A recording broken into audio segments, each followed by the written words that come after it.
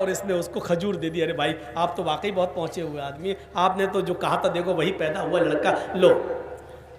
تو اب ابو بکر صدیق کے غلام نے کوئی محنت ہی نہیں کی, جب ہمیں مل ہی گیا کھجور تو اب کیا محنت کریں, یہ لے کے آئے. حضرت ابو بکر صدیق سمجھے یہ آج بھی محنت کر کے لایا ہے, روز محنت کر کے کما کے لاتا تھا, کھاتے تھے, آج بھی محنت کر کے لایا. جیسے کھجور رکھا اس غلام نے, ابو بکر صدیق نے اٹھا کے کھانا شروع کر, ایک کھجور کھا لی. غلام کہنے لگا خادم ابو بکر سے, آج آپ نے پوچھا نہیں کیا کر کے لائے ہو, کیا محنت کی, کیا مزدوری کی. تو ابو بکر صدیق نے ہنستے ہوئے کہا کہ روزانہ محنت کر کے لاتے تھے تو آج بھی لائے ہوگے, اس لیے نہیں پوچھا. اس نے کہا آقا روزانہ محنت کر کے لاتا تھا تو آپ روز پوچھتے تھے کیا کیا, کیا محنت کی, اور آج میں نے محنت ہی نہیں کی تو آپ نے پوچھا بھی نہیں. ہوتا ہے روز ٹکٹ لے کے چلو ٹی ٹی نہیں آتا, کسی دن بغیر ٹکٹ چلو ٹی ٹی آ جاتا ہے, پکڑ لیتا ہے. لوگ یہ بتاتے ہیں کہ مولانا صاحب ڈر ایسی چیز ہوتی ہے, اور ٹی ٹی کو بھی اتنی پہچان ہو جاتی ہے کہ وہ اپنے چہرے سے پتہ لگا لیتا ہے کہ کس کے پاس ٹکٹ ہے اور کس کے پاس نہیں ہے, جو جس کا جو کام ہے. تو ابو بکر صدیق نے کہا آج محنت نہیں کی, کہا نہیں. پھر کیسے ملا, بتا دیا ایسا ایسا. فرمایا یہ تو قرآن کہتا ہے 5 چیزوں کا علم سوائے اللہ کے کسی کو نہیں معلوم. ان میں ایک چیز یہ بھی ہے کہ ماں کے پیٹ میں کیا ہے, لڑکا یا لڑکی, اس کا علم صرف اللہ کو ہے, کسی اور کو نہیں. تو تمہیں بھی نہیں تھا. تو اس نے کہا مجھے تو تھا ہی نہیں, میں نے کب کہہ رہا ہوں کہ تھا, میں نے تو ایسی دھول میں لاٹھی ماری اور ہو گیا. جب ہو گیا تو وہ ہمیں پہنچا ہوا بابا سمجھنے لگا. اس نے گفٹ دیا. حضرت ابو بکر صدیق نے کہا یہ تو حرام ہے. اس نے کہا یہ آپ جانے حرام ہے کہ حلال, میں نے تو لا کے رکھ دیا, آپ نے کھا لیا. کہا جاؤ پانی لے کر آؤ. اپنے غلام سے پانی منگوایا, پانی پیا. بخاری شریف کی حدیث کے الفاظ, اس ابو بکر صدیق نے پانی پینے کے بعد قے کیا سے انگلی ڈالی, تھوک دیا, تھوڑا سا کھجور نکلا, پھر پانی پیا, پھر انگلی ڈالی, پھر قے کیا, پھر پانی پیا, پھر انگلی ڈالی, پھر اس کو تھوکا. اور اس وقت تک پانی پیتے گئے, قے کرتے گئے, جب تک کہ وہ کھجور جو کھایا تھا یقین نہیں ہو گیا کہ جتنا کھایا تھا اتنا نکل گیا ہوگا. تب تک چین و سکون کے ساتھ نہیں بیٹھے, پیتے گئے, قے کرتے گئے, اور جب نکل گیا پورا اور یقین ہو گیا جو کھایا تھا اب نکل گیا ہوگا, تب سکون آیا. اور پھر بھی کیا کہا لوگوں, جب کوئی شخص حرام کا ایک لقمہ کھا لیتا ہے, ہم پیٹ بھر کے کھانے کی بات ہی نہیں کر رہے ہیں, ہم زندگی بھر کھانے کی بات ہی نہیں کر رہے ہیں, ہم 12 مہینے کھانے کی بات ہی نہیں کر رہے ہیں, ہم پورے ہفتے کھانے کی بات ہی نہیں کر رہے ہیں. جس نے ایک لقمہ کھانے کا کھایا, حرام کا کھایا. ابو بکر فرماتے ہیں کہ اللہ کے نبی نے فرمایا جس نے ایک لقمہ حرام کا کھاتا ہے, جو اللہ اس کے دل پر ایک کالے رنگ کا ایک سیاہ رنگ کا نقطہ بٹھا دیتا ہے. قلم سے آپ لکھیے, پین سے سیاہی والا, اور ایسے رکھ دیجئے تو ایک نقطہ ہو جاتا ہے ہلکا سا. ابو بکر صدیق کہتے ہیں کہ جو حرام کا ایک لقمہ کھاتا ہے اس کے دل پر اللہ ایک نقطہ, کالے رنگ کا ایک نقطہ بٹھا دیتا ہے. اگر وہ توبہ کر لیتا ہے تو اللہ اس نقطے کو مٹا دیتا ہے, اور اگر اس نے حرام کا لقمہ کھایا اور توبہ نہیں کی تو وہ نقطہ دھیرے دھیرے بڑا ہوتا جاتا ہے, دھیرے دھیرے پھیلتا جاتا ہے, اور ایک دن آتا ہے کہ پورے کے پورے دل کو کالا کر دیتا ہے. اتنا بڑا ہو جاتا ہے کہ پھر پورا دل کالا ہو جاتا ہے, اور جب انسان کا پورا دل کالا ہو جائے تو اللہ تعالیٰ اس کے دماغ سے یہ سوچنے اور سمجھنے کی صلاحیت کو نکال دیتا ہے. اب وہ نہیں سوچتا کہ یہ ہمارے پاس جو پیسہ آ رہا ہے, جو مال آ رہا ہے, وہ حرام کا یا حلال کا, آنے دو. حلال اور حرام کی تمیز اس کے اندر سے مٹ جاتی ہے، ختم ہو جاتی ہے، اس کو پرواہ نہیں ہوتی یہ مال حلال کا یا حرام کا۔ یہ کب ہوتا ہے؟ یہ سوچنے اور سمجھنے کی صلاحیت کب ختم ہوتی ہے؟ جب انسان کا پورا دل کالا ہو جاتا ہے۔ میں سمجھتا ہوں آج ہمارے دل کالے ہو چکے ہیں پورے کے پورے، اسی لیے کہ آج ہمیں پرواہ ہی نہیں ہوتی کہ پیسہ حلال کا ہے یا حرام کا آنے کا۔ گنا نہیں سکتا آپ کو۔ ہم جن کاموں کو حلال سمجھ کے کرتے ہیں اور حقیقت یہ ہوتی ہے کہ وہ حرام ہوتے ہیں۔ ہم کسی بھی دکان پر بیٹھے ہوئے ہیں، ہم کمپیوٹر کے موبائل کے میکینک ہیں، موبائل والا آیا، بھائی میرے موبائل میں گڑبڑی ہے، ہم نے اس کو چیک کیا، چیک کرنے کے بعد دیکھنے کے بعد کہہ دیا صاحب اس میں 800 روپے کا خرچہ پڑے گا، اس کے اندر یہ کمی، اور ہمیں معلوم ہے کہ یہ صرف 200 روپے میں صحیح ہو جائے گا، 200 روپے کی چیز ڈال دی جائے تو صحیح ہو جائے گا۔ آپ نے اس سے 800 روپے مانگے اور دھیرے دھیرے کم ہوتے کہا اچھا چلو ہم آپ سے پروفٹ نہیں لیں گے صاحب، ہمیں سامان کا پیسہ دے دینا، اور معاملہ 500 روپے میں ڈن ہو گیا۔ وہ 500 دے دیا اور آپ نے اس کو موبائل صحیح کر کے دے دیا۔ آپ کی نظر میں بھلے ہی یہ جائز ہو اور آپ یہ سوچ رہے ہو کہ ہم نے محنت کا کمایا ہے، لیکن یہ حرام ہے، کیونکہ آپ اس سے جھوٹ بول چکے ہو کہ صاحب 800 روپے کا خرچہ آئے گا، سامان 200 کا ڈالا۔ آپ 200 کا سامان ڈال کر بھی 1000 روپے لے سکتے ہو، لیکن کب؟ جب آپ جھوٹ نہ بولیں اور یہ کہیں صاحب خرچہ تو صرف 200 کا ہے لیکن ہم اس سے آپ سے 1000 روپے لیں گے، کیونکہ ہماری محنت ہے، ہماری عقل ہے، ہماری تکنیک ہے، ہم اس میں یہ چیزیں، بھائی خرچہ تو صرف 200 روپے کا آئے گا لیکن ہمیں 1000 روپے چاہیے۔ اگر آپ کو منظور ہو تو آپ صحیح کرائیے اور نہیں منظور ہے تو مت کرائیے۔ اب آپ 1000 دے رہے ہیں اور وہ 1000 لے رہا تو اس کے لیے جائز ہے، کوئی گناہ نہیں ہے اس کے لیے، کیونکہ اس نے آپ سے جھوٹ نہیں بولا ہے۔ اس نے کہا ہے کہ 200 کا خرچہ ہے لیکن ہم 800 لیں گے، 200 کا خرچہ ہے لیکن ہم 1000 لیں گے۔ اب آپ کے سامنے اس نے کھلی ہوئی کتاب پیش کر دی ہے، آپ نے صاف طور پہ کہا کہ 200 کا خرچہ اور ہم 1000 لیں گے، آپ کی مرضی ہو صحیح کرائیے۔ اب آپ دھوکے میں تو نہیں ہیں، آپ دوسری جگہ جا کے 400 روپے میں بھی صحیح کرا سکتے ہو، 300 میں بھی صحیح کرا سکتے ہو، اس نے تو آپ کو دھوکے میں نہیں رکھا ہے۔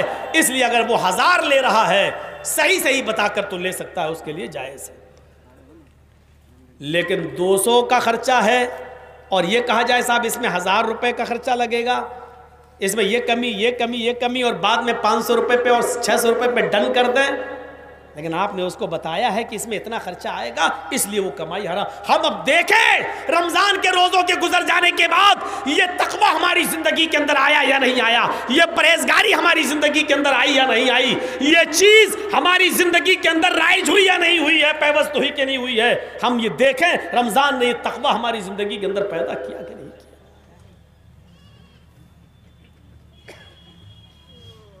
وہ کون سا جذبہ تھا کہ عبداللہ ابن عمر رضی اللہ تعالیٰ عنہ اپنے کچھ ساتھیوں کے ساتھ جنگل میں، ساتھیوں کو بھوک لگی ہے، عبداللہ ابن عمر کی نظر ایک چرواہے کے اوپر پڑتی ہے جنگل کے اندر جو بکریوں کو چرا رہا ہے۔ اس چرواہے کو بلایا ادھر آؤ، وہ چرواہا قریب آتا ہے، کہا یہ بکریاں کس کی ہیں؟ چرواہے نے جواب دیا کہ یہ میرے مالک کی، میرے آقا کی بکریاں ہیں۔ وہ نہیں جانتا کہ یہ عبداللہ ابن عمر ہیں۔ حضرت عبداللہ ابن عمر نے پوچھا تم اس فلاں شخص کے غلام ہو؟ کہاں؟ اور بکریاں چرا رہے ہو؟ کہا جی۔ آؤ پانی پی لو ہمارے پاس، آؤ ادھر آؤ، تھوڑا سے ستو ہے ہمارے پاس، آؤ تم پی لو۔ اس چرواہے نے جواب دیا انی صائم، میں روزے سے ہوں، نفلی روزہ تھا اس کا۔ کہا اتنی سخت گرمی میں تم روزہ رکھے ہوئے ہو؟ اور اپنے مالک کی بکریاں بھی چرا رہے ہو. ارے تھوڑی تھوڑی سی پریشانیوں پر روزہ کے لیے بہانہ ڈھونڈتے ہو کہ صاحب رکشہ چلاتا ہوں اس لیے روزہ نہیں رکھ پاتا, گرمی بہت پڑ رہی ہے اس لیے روزہ نہیں رکھ پاتا, بھوک برداشت نہیں ہوتی اس لیے روزہ نہیں رکھ پاتا. شرم کرو, بھوک اور پیاس کو برداشت کرنے کا نام ہی تو روزہ ہے. اگر بھوک اور پیاس کو برداشت نہ کرنا ہوتا تو اللہ فرشتوں پہ روزہ فرض نہ کر دیتا.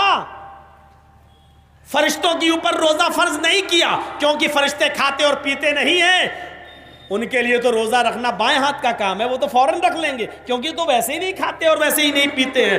تو اگر روزہ کھانا اور بھوک کو برداشت کرنے کا نام نہ ہوتا تو اللہ فرشتوں پہ فرض نہ کر دیتا. اتنی سی عقل نہیں ہمارے اور آپ کے پاس, ہم اتنا بھی نہیں سوچ رہے ہیں. ارے بھوک اور پیاس برداشت کرنے کا نام ہی تو روزہ ہے. میں اس آدمی کو جانتا ہوں, جب میں حج کے لیے گیا تھا اپنے ماں باپ کے ساتھ, اور فلسطین کا ایک آدمی امام حرم سے سوال کر رہا تھا. وہ سوال جواب کی میٹنگ میں محفل میں میں بھی بیٹھ گیا. اس فلسطین کے نوجوان نے جو سوال کیا تھا وہ بڑا عجیب سوال تھا. اس نے امام حرم سے سوال کرتے ہوئے پوچھا, امام صاحب, اس نے اپنی زبان میں عربی میں سوال کیا تھا کہ امام صاحب اگر ہمارے پاس 2 گھوٹ پانی پینے کا موقع ہو اور میں نے 2 گھوٹ پانی پی کر سحری کر لیو, اور شام کو افطار کے وقت ہمارے پاس 2 گھوٹ پانی پینے کے لیے, افطار کے لیے 2 گھوٹ پانی بھی نہیں ہوتے, ہمارے پاس 2 گھوٹ پانی بھی نہیں ہوتا, امام صاحب افطار کے وقت اگر ہمارے پاس کھجور تو بہت دور کی بات ہے, کھانے پینے کی چیز تو بہت دور کی بات ہے, کبھی ہمارے پاس 1 گھوٹ پانی بھی نہیں ہوتا, تو کیا میں نیت سے روزہ افطار کر لوں تو کیا روزہ افطار ہو جائے گا؟ اس کے سوال نے جتنے لوگ بیٹھے ہوئے تھے خانے کعبہ میں سب کی آنکھوں میں آنسو آ گئے.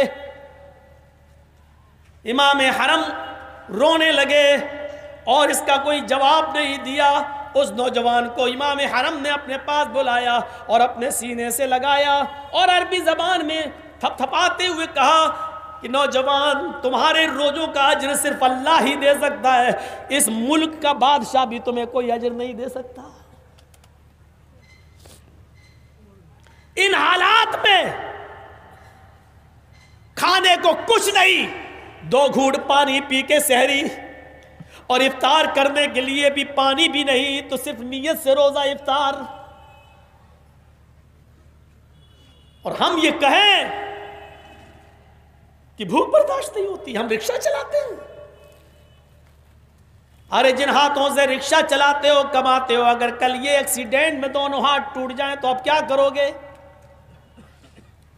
کل یہ دونوں پیر کٹ جائیں تو اب کیا کرو گے؟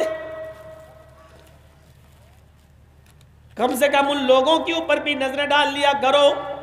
ہماری بہنوں نے عید کے دن نئے کپڑے پہنے, ہماری بیٹیوں نے عید کے دوسرے دن بھی نیا کپڑا پہنا, تیسرے دن بھی پہنا. کیا ان کپڑوں کو پہنتے وقت فلسطین کی بہنیں تمہیں یاد آئیں؟ ہم نے نئے نئے کپڑے پہنے دوسرے دن بھی تیسرے دن بھی, کیا ہمیں فلسطین کا جوان نوجوان بوڑھا آدمی وہاں یاد آیا؟ ارے عید کا دن تو خوشی کا دن ہے, کیا اس خوشی میں تم نے اپنے ان مسلمان بھائیوں کو بھی شریک کیا؟ اور نہیں کیا تو کیا تم نے ان کے لیے دعائیں بھی کی؟ ارے کچھ نہیں کر سکتے ہو تو ان کے لیے دعائیں تو کر سکتے ہو. میرے پیارے ساتھیوں, کیا تم نے ان کے لیے دعائیں کی؟ ہم کتنے بے حس ہو چکے ہیں, ہمارے ضمیر کتنے مردہ ہو چکے ہیں, سوچنے اور سمجھنے کی صلاحیت تک آج ہمارے اندر سے نکل چکی ہے. حضرت عبداللہ ابن عمر نے دیکھا, فرمایا اتنی چلچلاتی ہوئی دھوپ میں ہو تم روزے سے ہو اس سے؟ اس نے کہا دن بھر مجھے اپنے مالک کی غلامی کرنا پڑتی ہے, اللہ کی عبادت کا مجھے زیادہ وقت نہیں ملتا ہے, رات میں تہجد کی نماز بھی نہیں پڑھ پاتا اس لیے کہ صبح پھر وہ ڈیوٹی پہ لگا دیتا ہے, اس لیے میں نفلی روزے رکھتا ہوں تاکہ نفلی روزوں سے ہم کچھ نیکیاں کما سکیں. عبداللہ ابن عمر نے کہا اس کا امتحان لیتا ہوں. فرمایا کہ یہ بکریاں جو تم چرا رہے ہو یہ تمہارے مالک کی ہیں؟ فرمایا ہاں. بعنی شاتن، ان میں سے ایک بکری مجھے بیچ دو. کیوں؟ کہا میرے ساتھیوں کو بھوک لگی ہے، ہم ان کو ذبح کریں گے، پکائیں گے، اور جب روزہ افطار کا ٹائم ہو جائے تو تم بھی یہاں جانا، ہم تمہیں اس بکری کی قیمت بھی دے دیں گے، اور اپنے گوشت میں سے پک جائے گا تو ہم تمہیں افطار کے لیے بھی ہم گوشت دے دیں گے تمہیں. اس نے کہا سنا نہیں آپ نے، یہ بکریاں میری نہیں میرے مالک کی ہیں. عبداللہ ابن عمر نے فرمایا کہ میں تمہارے مالک سے کچھ نہیں بولوں گا، ایک بکری مجھے بیچ دو، اس کی قیمت تم لے لو، اور اپنے مالک سے یہ کہہ دینا کہ یہ بکری بھیڑیا کھا گیا ہے، جنگل میں دور چلی گئی اور اس کو بھیڑیے نے جھڑپ لیا ہے، ہم اس کی کھال بھی تمہیں دے دیں گے، اس کھال میں خون بھی لگا ہوا ہوگا، تم اپنے مالک کو وہ کھال دکھا دینا، اس کو یقین بھی کر لے گا. غلام وہیں سے چیختا ہے آئین اللہ فآئین اللہ فآئین اللہ. یہ کہتا ہوا وہ عبداللہ ابن عمر سے پیچھا چھڑاتا ہے اور چیختا ہوا بھاگتا ہے فآئین اللہ فآئین اللہ فآئین اللہ. یہ کہتا ہوا وہ بھاگ رہا ہے. عبداللہ ابن عمر کہتے ہیں کہاں جا رہے ہو؟ اور وہ چیخ کر کہتا فآئین اللہ، پھر اللہ کہاں ہے، پھر اللہ کہاں ہے، پھر اللہ کہاں ہے. یعنی آج میں اپنے مالک کو جھوٹ بول سکتا ہوں، میرا مالک بھی میری بات مان لے گا، مجھے نہیں کہے گا. اتنی بکریوں میں ایک آدھ بکری تو جنگل میں بھیڑیا کھائی جاتا ہے، میرا مالک میری بات سچ بھی مان لے گا، مجھے کچھ ڈانٹے گا بھی نہیں. لیکن میں آج اپنے مالک سے تو جھوٹ بول سکتا ہوں، لیکن میرے مالک کا بھی مالک اللہ ہے.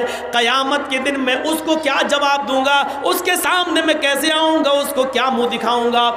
کہا فائن اللہ، پھر اللہ کہاں ہے، پھر اللہ کہاں ہے، آئین اللہ، اللہ کہاں ہے. میرے بھائیو، عبداللہ ابن عمر نے اس آدمی کے تقوی کو دیکھا تو اس کے مالک سے اس غلام کو خرید لیا اور آزاد کر دیا. لو کتنی قیمت لوگے تم؟ کہا اتنی. لو پکڑو اس کو دے دو. اور اس غلام کو خرید کر آزاد کر دیا. اور آزاد کرتے وقت فرمایا دیکھو تم نے کہا فائن اللہ، اللہ کہاں ہے، اس اللہ کے خوف نے، اس تقوی نے تمہیں آزاد کروا دیا ہے. دنیا میں تو تم غلامی سے آزاد ہو گئے، لیکن اتنا یاد رکھنا اسی تقوی کی بنیاد پر بھی تم قیامت کے دن بھی جہنم سے آزادی ملے گی تمہیں. یہی تقوی تم اپناتے رہنا، یہی پرہیزگاری. کوئی بچی کھو گئی؟ دیکھو بھائی کس کی ہے؟ ہاں تو ہم بول تو رہے ہیں، اس کو یہاں لاؤ نا اسٹیج پر.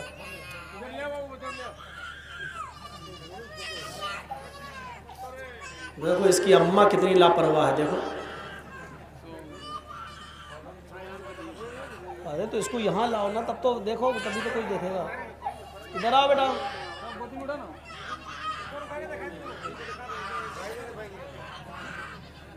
تو اسی کی تقدیر شروع ہو گئی. اب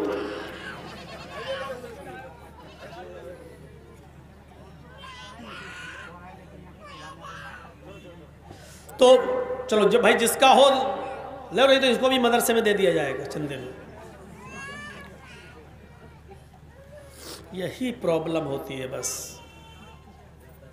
مسلمان لوگ اگر پیدا تو کر لیتے ہیں، بھرمار لگا دیں گے، لیکن تربیت نہیں ہے ان کے پاس. اعلان ہو گیا، وہ رو تو رہی ہے تینوں سے، جس کی ہو بھائی لے جاؤ. اب ہمیں تو نام بھی نہیں معلوم ہے اس کا، تم کیا بتائیں گے.